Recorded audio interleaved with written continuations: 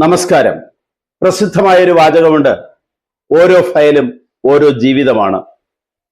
ഇപ്പോൾ എല്ലാ ജീവിതങ്ങളും ഫയലുകളിൽ ഉറങ്ങുകയാണ്. ലക്ഷക്കണക്കിന് ഫയലുകൾ കെട്ടിക്കിടക്കുന്നു. ആദ്യം പറഞ്ഞ വാചകം പറഞ്ഞത് മറ്റാരുമല്ല, നമ്മുടെ മുഖ്യമന്ത്രി തന്നെയാണ്, പിണറായി. ആ പിണറായി കാലത്ത് നിന്ന് അടുത്ത സർക്കാരിന്റെ കാലത്തേക്ക് പോകുമ്പോൾ കെട്ടിക്കിടക്കുന്ന ഔദ്യോഗിക ഫയലുകൾ മാത്രം ലക്ഷക്കണക്കിനാണ്. ഏകദേശം 5 ലക്ഷം വരും. അത് അത്രയും ജീവിതങ്ങൾ നശിക്കുന്നു എന്നതിന്റെ തെളിവാണ്. ഒരു കൊറോണ കാലത്തിന് ശേഷം രണ്ടാം തുടർഭരണവുമായി പിണറായി സർക്കാർ അധികാരത്തിലേറുമ്പോൾ ആദ്യം പറഞ്ഞ വാചകം ജനത്തിന് ഒരുപാട് പ്രതീക്ഷ നൽകിയതാണ്. അദാലത്തുകൾ നടപ്പിലാക്കി ഫയലുകൾ തീർപ്പാക്കുന്നതിന്. പക്ഷേ അദാലത്തുകളായി മാത്രം അവശേഷിച്ചു. അത്യാവശ്യം പാർട്ടിക്കാരുടെ ഫയലുകൾ മാത്രം പൂർത്തിയായി. എന്നാൽ സാധാരണ ജനങ്ങളുടെ ഫയലുകൾ വീണ്ടും കെട്ടിക്കിടക്കുന്ന അവസ്ഥയിലായി. ഇക്കഴിഞ്ഞ ജൂലൈ 1 മുതൽ ആഗസ്റ്റ് 31 വരെ അദാലത്തുകൾ സംഘടിപ്പിച്ചിരുന്നു. ജീവിതങ്ങൾ ശരിയായി തീർപ്പാക്കാൻ, ഫയലുകൾ തീർപ്പാക്കാൻ. എന്നാൽ 12 ലക്ഷത്തോളം അപേക്ഷകൾ വന്നതിൽ തീർപ്പാക്കാൻ കഴിഞ്ഞത് വെറും 7 ലക്ഷത്തിന് മാത്രമാണ്.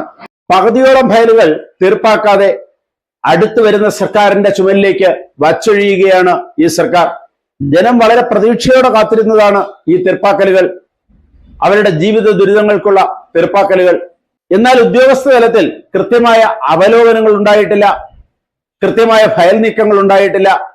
അതിനെക്കുറിച്ച് മന്ത്രിമാരുടെ ഭാഗത്തു നിന്ന് അന്വേഷണങ്ങളും ശരിയായ രീതിയിൽ ഉണ്ടായിട്ടില്ല.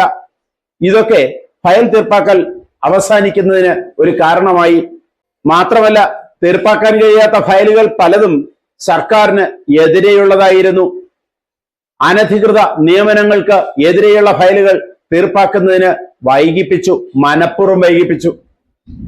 ഇപ്പോൾ തന്നെ ഏറ്റവും അവസാനം അറിയുന്ന ഒരു വാർത്ത അനധികൃത പ്രിൻസിപ്പൽ നിയമനമാണ്. യഥാർത്ഥ യോഗ്യതയില്ലാത്തവരെ അല്ലെങ്കിൽ സീനിയോറിറ്റി മറികടന്ന് കോളേജുകളിൽ പ്രിൻസിപ്പൽമാരെ നിയമിച്ചിരിക്കുന്നു.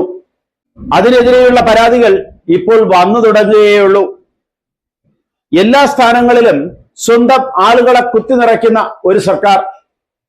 അതിനെതിരെയുള്ള പരാതികളെല്ലാം പൂഴ്ത്തിവെച്ചു എന്ന് വേണം സാധാരണ ജനം കരുതേണ്ടത്.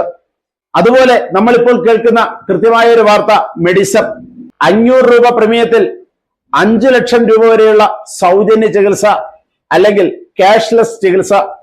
പ്രൈവറ്റ് ആശുപത്രികളിൽ സർക്കാരിന്റെ ഈ ക്യാഷ്ലെസ് ചികിത്സ നടക്കുന്നില്ല. സ്വന്തം കൈകളിൽ നിന്ന് രോഗികൾ പണം അടയ്ക്കേണ്ടി വരുന്നു, ഉദ്യോഗസ്ഥരും പെൻഷൻകാരും. അത് സർക്കാർ തിരികെ നൽകും എന്ന് ആശുപത്രിക്കാർ വാദിക്കുന്നു. എന്നാൽ തിരിച്ചു നൽകുന്നത് 5 ലക്ഷം രൂപ ചെലവായവർക്ക് 10,000 മാത്രമാണ്. ഇതിനെതിരെ പരാതികൾ ഉന്നയിച്ചാൽ ആര് കേൾക്കാൻ? പരാതിക്ക് എവിടെ പോകാൻ? ഇപ്പോൾ പരാതികൾ കുന്നുകൂടിയപ്പോൾ സർക്കാർ ചെയ്തത് മന്ത്രിമാരുടെ നേതൃത്വത്തിൽ ഒരു അവലോകനം നടത്താൻ തീരുമാനിച്ചു. പക്ഷേ അതിന് തീർപ്പ് കൽപ്പിക്കേണ്ട, ഇപ്പോഴത്തെ രീതിയിൽ പോയാൽ മതി എന്നാണ് മന്ത്രിസഭ നിർദ്ദേശം. ബാക്കി എന്തെങ്കിലും ഉണ്ടെങ്കിൽ അടുത്ത സർക്കാർ ചെയ്യട്ടെ, ഞങ്ങൾ കൈ കഴുകിയേക്കാം, ഞങ്ങൾക്ക് അതിന് ഉത്തരവാദിത്വമില്ല. ഈ അവസ്ഥയിൽ പോലും 500 രൂപ എന്നുള്ള പെൻഷൻകാരിൽ നിന്നും ഉദ്യോഗസ്ഥരിൽ നിന്നും പിടിക്കുന്ന തുക, മെഡിസിപ്പിന് വേണ്ടി പിടിക്കുന്ന തുക, അത് 675 വർദ്ധിപ്പിച്ചിരിക്കുന്നു. വൻ കൊള്ള. ഒരാളിൽ നിന്ന് 675 രൂപ വർദ്ധിപ്പിക്കുന്നു എന്നല്ല നമ്മൾ നോക്കേണ്ടത്. ഇത്ര ലക്ഷം ഉദ്യോഗസ്ഥന്മാർ, എത്ര ലക്ഷം പെൻഷൻകാർ, ഇവരിൽ നിന്നെല്ലാം 175 രൂപ കൂടുതൽ പിടിക്കുന്നു. ആകെ 675 രൂപ വീതം. എന്നാൽ അതിന് തക്ക ഉപയോഗമുണ്ടോ എന്ന് ചോദിച്ചാൽ ഇല്ലതാനും. ആശുപത്രിയിൽ ചെല്ലുമ്പോഴാണ് അതിന്റെ ബുദ്ധിമുട്ട് അറിയാൻ കഴിയുന്നത്. ദയവായി സർക്കാരെ, നിങ്ങളുടെ വാചകം ഒന്നുകൂടി നിങ്ങൾ ഉറക്കെ എന്ന് പറയണം. ഓരോ ഫയലും ഓരോ ജീവിതമാണ്. ജീവിതത്തെ നിങ്ങൾ ഫയലുകൾക്കുള്ളിലാക്കരുത്, ഒന്ന് തുറന്നു വിടണം.